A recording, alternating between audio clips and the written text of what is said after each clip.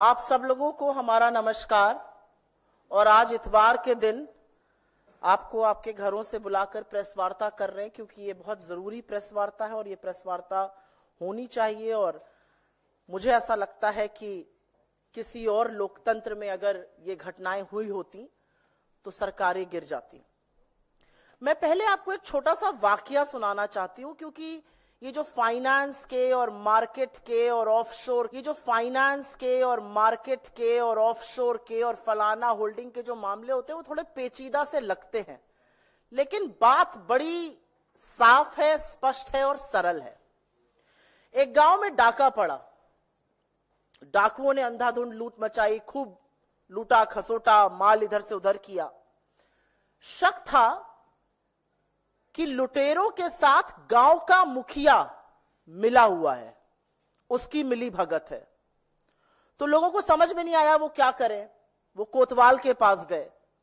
उन्होंने कोतवाल से कहा कि आप जांच कीजिए। तो कोतवाल आनाकानी करने लगा। कोतवाल कभी इधर की बात करे, कभी उधर की बात करे, कहे कुछ सबूत नहीं मिल रहा है। कोतवाल बगले झांकता था। लोग परेशान हो गए। फिर एक दिन सुबह सुबह पता चला कि लूट का माल तो कोतवाल के घर भी जा रहा था। तो एक मुहावरा हमारी तरफ कहा जाता है, जब सैया भय कोतवाल तो डर काहे का। और ऐसी ही कुछ कहानी अडानी महाघोटाले की भी प्रतीत होती है। अडानी महाघोटाला सामने आया, ऑफशोर फंडिंग का मामला सामने आया, स्टॉक मैनिपुलेशन के चार्जेस लगे।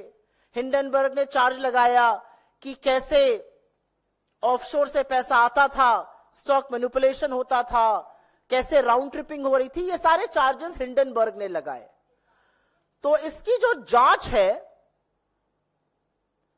वो market regulator security and exchange board of India SEBI को सौंपी गई, क्योंकि मार्केट का रेगुलेटर मार्केट पर आंख रखने का काम सेबी करता है। पर अब जो हिंडनबर्ग रिसर्च पार्ट 2 का सनसनीखेज खुलासा आया है, उसके मुताबिक सेबी की प्रमुख माधवी बुच और उनके पति धवल बुच उन्हीं ऑब्सक्योर बर्मुडा या मॉरिशस फंड में इन्वेस्टमेंट कर रहे थे जिनके साथ गौतम अडानी के भाई विनोद अडानी का संबंध था। एक बड़ी फेमस लाइन है, मेरा कातिल ही मेरा मुंसिफ है। यहां पर तो मुंसिफ ही कातिल निकल रहा है। तो जो कोतवाल है जिसको जांच करनी थी, उसका उन्हीं तथाकथित फंड में इन्वेस्टमेंट था इस रिपोर्ट के मुताबिक, जहां पर विनोद अडानी का संबंध था। इस रिपोर्ट में साफ अंकित है कि माधवी बुच का अडानी समूह से संबंधित ऑफशोर फंड में इन्वेस्टमेंट था और सेमी प्रमुख बनने पर उन्होंने अपनी शेयर होल्डिंग अपने पति को ट्रांसफर कर दी। इस रिपोर्ट में लिखा है कि माधवी बुच और धवल बुच ने 5 जून 2015 को सिंगापुर में आईपीई प्लस फंड 1 के साथ एक खाता खोला था। यह आईपीई प्लस फंड 1 अडानी समूह के एक डायरेक्टर ने आईआईएफएल के माध्यम से खोला था। तो बुच दंपति ने खाता खोला सिंगापुर के एक आईपीई प्लस फंड में, जिसका स्थापना अडानी समूह के एक डायरेक्टर ने आईआईएफएल के माध्यम से की। अब यही रिपोर्ट आगे बताती है कि आईआईएफएल ने अपनी एक घोषणा, और ये सारे दस्तावेजों के साथ है, ये सारे दस्तावेज आपके पास ऑलरेडी हैं, चाहिए होंगे तो हम साझा कर देंगे।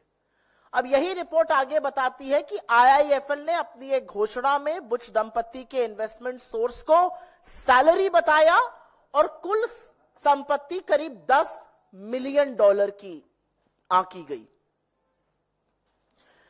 2 तथ्य और बताकर हम इस पर जो राजनीतिक सवाल हैं, जो प्रोबिटी के क्वेश्चंस हैं, जो कॉन्फ्लिक्ट ऑफ इंटरेस्ट के क्वेश्चंस हैं, उस पर जरूर जाएंगे। 2 तथ्य और जानने जरूरी हैं, क्योंकि हिंडनबर्ग रिसर्च की रिपोर्ट में सेबी चेयरपर्सन माधवी बुच के अलावा 2 और एंटिटीज का प्रमुखता से जिक्र है। एक है अगोरा और दूसरा ब्लैकस्टोन। ये दोनों अहम किरदार हैं। नाम याद रखिएगा, अगोरा एंड ब्लैकस्टोन।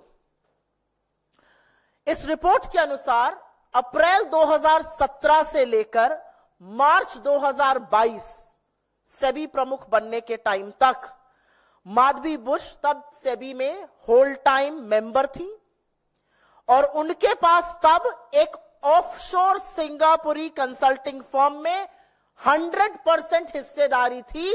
इस कंसल्टिंग फर्म का नाम अगोरा पार्टनर्स है। नाम याद रखिएगा, सिंगापुर बेस्ड कंसल्टिंग फर्म अगोरा पार्टनर्स, जिसका स्वामित्व माधवी बुश जी के पास था जब वो होल टाइम सेबी मेंबर थी, सेबी चेयरपर्सन बनने से पहले। जैसा कि मैंने आपको पहले बताया था, मार्च 2022 में सेबी चेयरपर्सन बनने पर उन्होंने अपनी शेयरधारिता अपने पति को ट्रांसफर कर दी। ये अगोरा की बात कर रही हूं मैं। रिपोर्ट आगे बताती है कि अगोरा पार्टनर्स जो है वो 2013 में सिंगापुर में रजिस्टर हुआ था और आज भी सेबी की चेयरपर्सन माधवी बुश जी वर्तमान में अगोरा एडवाइजर नाम की कंपनी में 99% की हिस्सेदार हैं। उनके पति इस कंपनी के डायरेक्टर हैं। कंसल्टिंग फर्म में वो 100% स्वामित्व था, उन्होंने अपने पति को ट्रांसफर कर दिया था। एडवाइजरी जो अगोरा एडवाइजरी के नाम से है उसमें 99% की हिस्सेदार है। यहां पर एक आंकड़ा बता रही हूं और यह जानना जरूरी है। हिंडनबर्ग रिसर्च की रिपोर्ट के मुताबिक 2022 में अगोरा ने $2,61,000 का रेवेन्यू कमाया था। यह उनकी कमाई थी, जो माधवी बुश जी जो सेबी की प्रमुख है उनके वेतन का करीब 4.5 गुना है। अगोरा की बात हो गई। अगोरा एक कंसल्टिंग फर्म था, वो कंसल्टिंग का बिजनेस करते हैं, उसमें माधवीपुरी बुश जी का स्वामित्व था। पति को ट्रांसफर हुआ, 4.5 गुना उनका रेवेन्यू $2,61,000 सिर्फ 2022 तक था। अब दूसरे अहम किरदार की बात कर लेते हैं और वो है ब्लैकस्टोन। एक रीट्स नाम की चीज होती है जो इन्वेस्टमेंट का प्लेटफॉर्म है। एक जैसे म्यूचुअल फंड होता है, पोर्टफोलियो मैनेजमेंट सर्विस होता है, वैसे ही एक रीट्स है, रियल एस्टेट इन्वेस्टमेंट ट्रस्ट। इसकी बहुत पैरवी आजकल सेबी करता है। माधवीपुरी बुश जी ने तो सार्वजनिक रूप से इसको अपना फेवरेट इन्वेस्टमेंट इंस्ट्रूमेंट भी बताया है, इन्वेस्टमेंट ऑफ द फ्यूचर भी बताया है। हिंडनबर्ग रिपोर्ट के मुताबिक सेबी चीफ पर उन्होंने ब्लैकस्टोन जैसी कंपनियों को रेगुलेटरी मतलब नियम कानून बनाकर फेवर देने के आरोप लगाए हैं। उनका कहना है कि सेबी चेयरपर्सन रहते हुए माधवीपुरी बुश जी के पति धवल बुश ब्लैकस्टोन के सीनियर एडवाइजर बन गए, वरिष्ठ सलाहकार वो नियुक्त हो गए ब्लैकस्टोन के, और ब्लैकस्टोन रीट्स का एक बड़ा प्लेयर है इंडिया में। एक बात यह भी बता दूं कि इनके पति इससे पहले रियल एस्टेट में कभी इन्वॉल्व नहीं थे, कैपिटल मार्केट्स में उनका इन्वॉल्वमेंट बहुत सीमित था। हिंडनबर्ग का आरोप है कि रेगुलेटरी बदलाव, नियम कानून ऐसे बदले गए जिससे कि सारा का सारा फायदा रीट्स को हो रहा था, और रीट्स में सबसे बड़ा प्लेयर ब्लैकस्टोन था, और ब्लैकस्टोन में माधवी बुश जी के पति धवल बुश जी सीनियर सलाहकार वरिष्ठ एडवाइजर थे। जैसा कि मैंने कहा, वो रीट्स की बहुत बड़ी पक्षधर है। एक कॉन्फ्रेंस में उन्होंने रीट्स को फ्यूचर का फेवरेट प्रोडक्ट बताया था, निवेशकों को कहा था इस फ्यूचर के फेवरेट प्रोडक्ट को आप देखिए, ये बहुत कारगर है। हिंडनबर्ग का आरोप है कि क्या माधवीपुरी बुश जी ने ये सब कहते हुए ये जिक्र किया था कि उनके पति ब्लैकस्टोन से संबंधित है, जो रीट्स का सबसे बड़ा खिलाड़ी है। और एक बात आपकी जानकारी के लिए बता दूं, 2 दिन पहले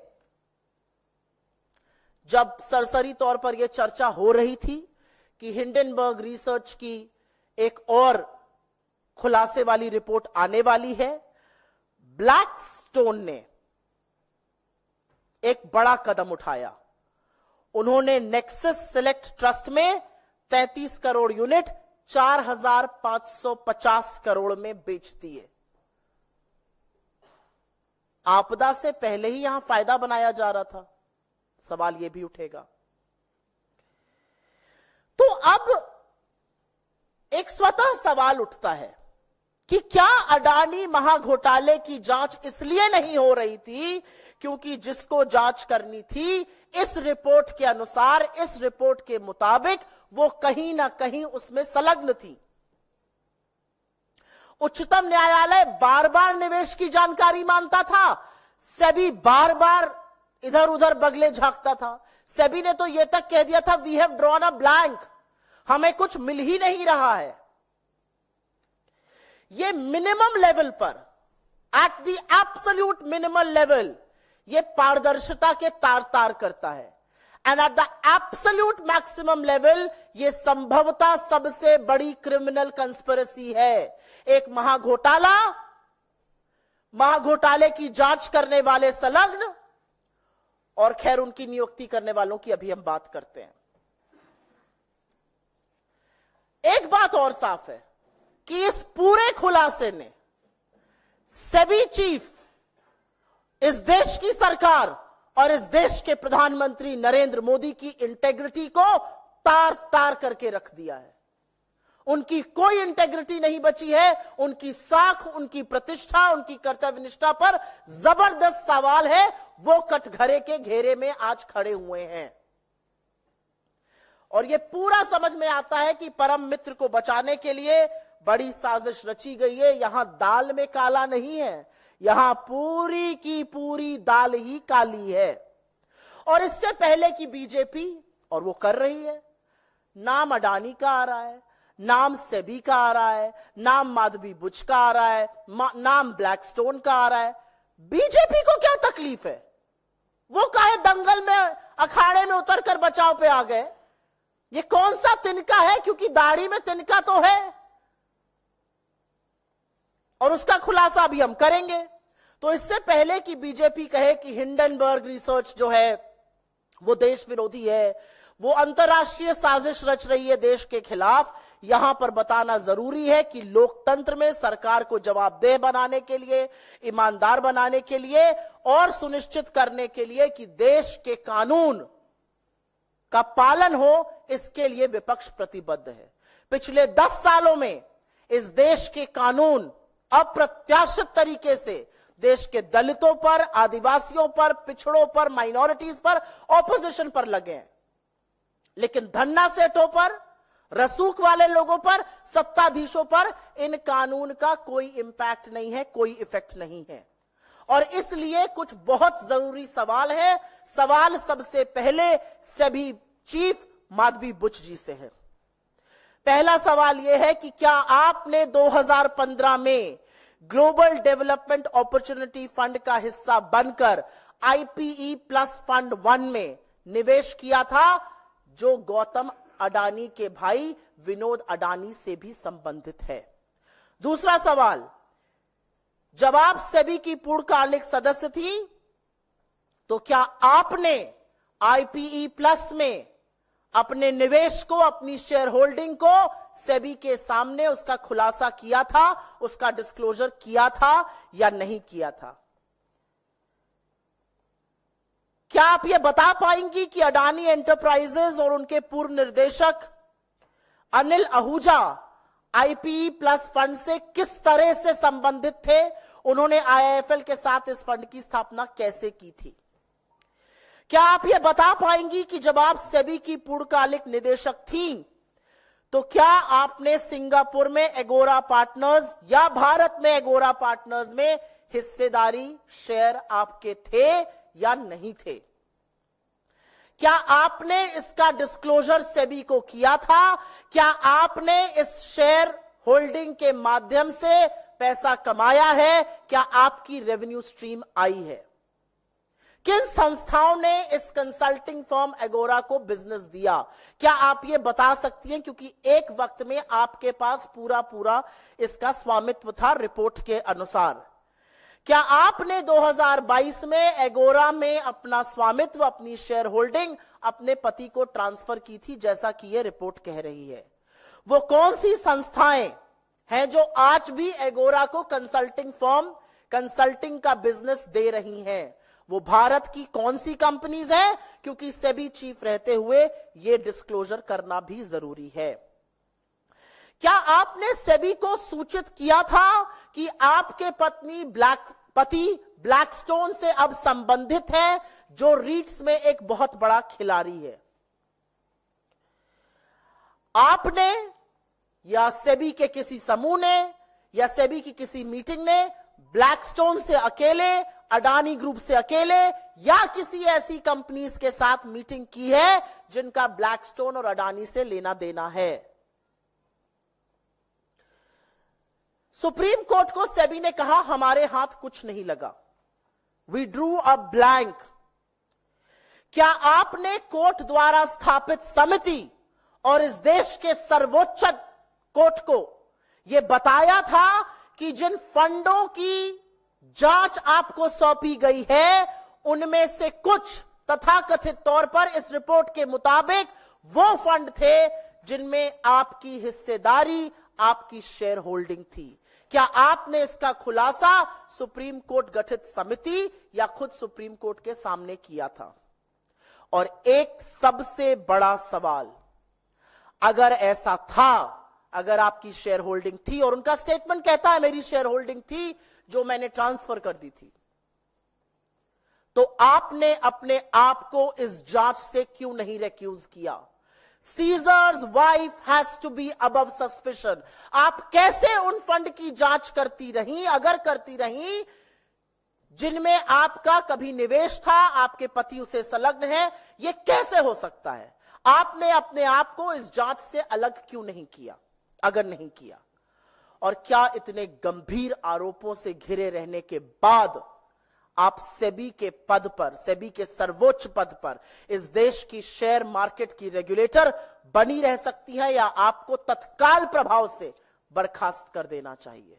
यह सवाल सेबी चीफ से है। लेकिन अब सवाल सरकार से है। क्या प्रधानमंत्री नरेंद्र मोदी के संरक्षण के बगैर ये जो तथाकथित मिलीभगत है अडानी और सेबी की, ये हो सकती थी? इस सवाल का जवाब सरकार को देना पड़ेगा।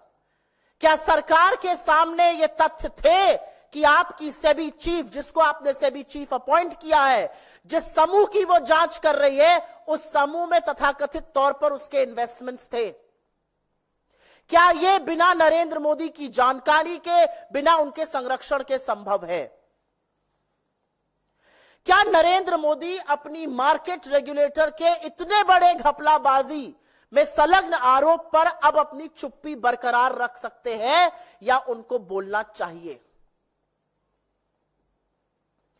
क्या जो सरकार लगातार अडानी समूह पर लगे आरोपों पर पर्दा डाल रही थी, और अब जब पता चल रहा है कि जांचकर्ता भी संभवतः इसमें संलग्न है, क्या वो इस घोटाले की निष्पक्ष जांच कर सकते हैं?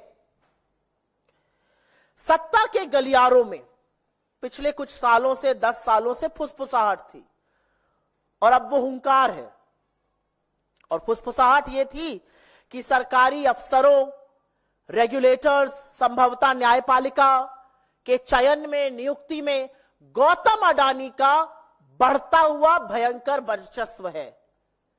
तो सवाल यह है कि क्या गौतम अडानी की भूमिका थी माधवी बुच जी को सेबी चीफ अपॉइंट कराने की? आखिर पिछले 10 सालों में अडानी जी इतने शक्तिशाली कैसे हो गए? सवाल यह है कि शेयर मार्केट के रेगुलेटर ने अपनी विश्वसनीयता खो दी है, तो अब छोटे छोटे इन्वेस्टर की सुरक्षा कौन करेगा? सवाल यह है कि इतने गंभीर आरोपों के बाद अगर कल, और संभवतः ऐसा होगा, मार्केट गिरता है, तो लाखों करोड़ों का जो स्वाहा होगा छोटे इन्वेस्टर का, उसके जिम्मेदार प्रधानमंत्री मोदी, गौतम अडानी और सेबी प्रमुख माधवी बुच क्यों नहीं कहे जाएंगे? सवाल यह है कि हम अपने आप को विश्व गुरु कहते हैं, लेकिन इतना बड़ा कलंक हमारे मार्केट रेगुलेटर पे 3 से 4 ट्रिलियन डॉलर का पैसा लगा हुआ है हमारे मार्केट में। हम किस तरह से डोमेस्टिक या फॉरेन इन्वेस्टर को आज ये विश्वास दिला सकते हैं कि हमारे यहां रूल ऑफ लॉ है, जब सबसे ऊंचे पद पर बैठा हुआ मार्केट स्वामी, मार्केट को रेगुलेट करने वाले व्यक्ति के ऊपर इतने गंभीर आक्षेप है। एक बहुत बड़ा सवाल, यह पूरा मामला सुप्रीम कोर्ट पहुंचा था। सुप्रीम कोर्ट ने समिति गठित करी थी, उस समिति ने जांच करी थी। आज सवाल यह है कि क्या उस समिति के सामने, क्या उच्चतम न्यायालय के सामने, the highest constitutional court of the country, Hindenburg research में जो चौंकाने वाले आक्षेप, जो चौंकाने वाले तथ्य, जो चौंकाने वाले आरोप, जो गंभीर आरोप सामने आए हैं, जो कॉन्फ्लिक्ट ऑफ इंटरेस्ट सामने आया है, जो शेयरों का स्वामित्व सामने आया है, क्या इसके बारे में सुप्रीम कोर्ट को अवगत कराया गया था या सुप्रीम कोर्ट को भी बाकी देश की तरह अंधेरे में रखा गया? असलियत यह है कि यह हमारे संस्थानों की विश्वसनीयता पर बहुत बड़ा सवाल उठाता है, और असलियत यह भी है कि इतने गंभीर आक्षेप लगने के बाद हम उच्चतम न्यायालय से, the highest court in the country, the highest constitutional court in the country से अपील करते हैं कि वो स्वतः संज्ञान लें, इस मामले की जांच करें, क्योंकि ये भारत की फाइनेंशियल व्यवस्था पर सवाल खड़े कर रहा है। असलियत यह है कि इस महाघोटाले की जांच सिर्फ और सिर्फ जेपीसी से हो सकती है, जिसका गठन नरेंद्र मोदी करने से डरते हैं। लेकिन कब तक डरिएगा आप और कब तक बचाइएगा अडानी को, क्योंकि महाघोटाला इतना बड़ा है, उसके डंक इतनी दूर दूर तक फैले हुए हैं कि अंततोगत्वा एक ना एक दिन आप लोग पकड़े जाएंगे। लेकिन तत्काल प्रभाव से सेबी चीफ को उनके पद से हटाना पड़ेगा, अन्यथा सरकार की विश्वसनीयता, मार्केट की विश्वसनीयता, मार्केट रेगुलेटर की विश्वसनीयता पर बहुत बड़ा सवाल है। और सबसे बड़ा कहर छोटे छोटे जो निवेशक हैं वो उन पर बरपेगा जब इसका नेगेटिव प्रभाव हमारे मार्केट पे पड़ेगा। आई थिंक मैंने मोटे तौर पर हिंदी में जो बोलना था बोल दिया है, बट मैं अंग्रेजी में सिर्फ 2 मिनट में थोड़ी सी बातें कहना चाहती हूं।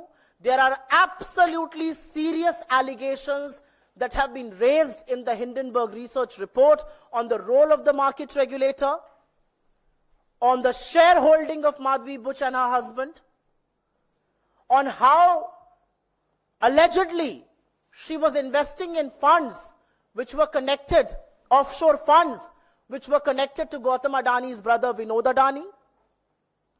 There is an entire series of events that the Hindenburg Research outlines. One Agora consulting firm has come to fore, how she owned that firm, that got a lot of business in India, how she, when she became a SEBI chief, she transferred the ownership to her husband. Blackstone, where her husband is a senior advisor, it's a big player in REITs. She talks about REITs. So the conflict of interest from her investment in offshore funds, according to the report, her consulting firm Agora, according to the report Blackstone, the conflict of interest is so huge and so glaring that nobody can turn a blind eye anymore. And which is why questions will be raised on should Madhvi Puri Buch continue as India's market regulator. In one stroke, this research report completely undermines the credibility of the regulator. It tears to pieces the integrity of India's Prime Minister. It tears to pieces how Caesar's wife should be above suspicion. There are various questions that we have of India's regulator. There are also various questions that we have of the government. Did she invest in the IPE Plus Fund 1 in 2015, a fund that was connected to Vinod Adani? When did she cease to have a stake there? When did she transfer her stake to her husband? When she was a whole-time director in SEBI, did she make the disclosures about the funds that she was holding? Did she make the disclosures about Agora Consulting? Who are the companies that continue to give business to Agora Consulting? Which entities continue to give business even now? Has she disclosed to SEBI that her husband is a part of Blackstone as senior advisor? Blackstone, which is a big player in the REITs space, REITs is something that she has personally espoused. Has she had direct meetings with Adani or Blackstone or companies associated with them? And before telling the Supreme Court that we drew a blank, did SEBI tell the Supreme Court that funds that the SEBI was probing, some of them allegedly had the SEBI chief herself and her husband as investors? Was this disclosed to the Supreme Court or not? Questions will also be raised of the government. Could this have happened? Could this collusion between the SEBI chief and Gautam Adani's group have happened without the knowledge, without the patronage of India's Prime Minister, as the report raises? As the report questions, what is the Prime Minister now going to say about the role of the SEBI chief? Can this government possibly probe the Adani mega scandal? Has Gautam Adani played a crucial role in the appointment of SEBI chief Madhvi Buch? Corridors of power. There are murmurs in the corridor of power that he has disproportionate say as far as appointment of officers, competent authorities, and even judicial positions is concerned. The reality is that India's stock market regulator has lost all credibility. And tomorrow, if and when the markets fall, who is going to be responsible for the erosion of capital as far as India's small investors are concerned? Who is going to ring fence the small investors? And why should Madhvi Buch, Gautam Adani, and Narendra Modi not be held accountable when market erosion happens, market capital erosion happens? We call ourselves the Vishwa Guru. Is this the rule of law that we can assure foreign and domestic investors with? And last but not the least, the Supreme Court was probing this matter. Was the Supreme Court made aware of the possible conflict of interest of the alleged shareholding that the SEBI chief had before the SEBI told the Supreme Court we draw a blank? And which is why from this platform we appeal to the highest constitutional court in the country to take suo motu cognizance and probe this matter independently. This government has no face, no wherewithal, no credibility, no integrity to probe the Adani scam at all. And after the Hindenburg Research report's accusations and allegations, the SEBI has been found wanting too. And under no circumstances, with these glaring allegations, can Madhvi Buch continue in her position for a single more moment than now. Caesar's wife has to be above suspicion. This is about the credibility of our markets. $3 to $4 trillion money is invested there. One cannot